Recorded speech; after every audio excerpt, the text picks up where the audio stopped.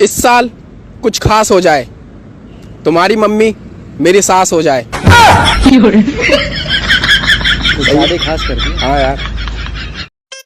जब तक मैं सिंगल हूँ वो मेरी है, ये भी मेरी है। और तू क्या वीडियो देख रही है, तू भी मेरी है। आजकल वो अपना दिन कहीं और बिताने लगी है, तभी शायद उसे मेरी याद कम आने लगी है।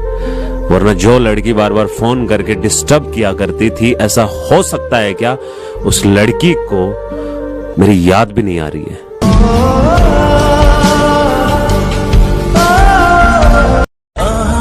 मुझे घर भी बनाना है और पैसे भी कमाने हैं। ऐसा करते हैं, मोहब्बत रहने देते हैं। मेरी कुंडली में लिखा है कि पत्नी से बहुत प्यार मिलेगा, लेकिन किसकी पत्नी से मिलेगा ये ना लिखा। पता ना किसकी पत्नी से मिलेगा, मिल जाए तो बात भी अलग है। कम से कम हाल तो पूछा करो, आजकल बहुत अकेला महसूस करता हूँ।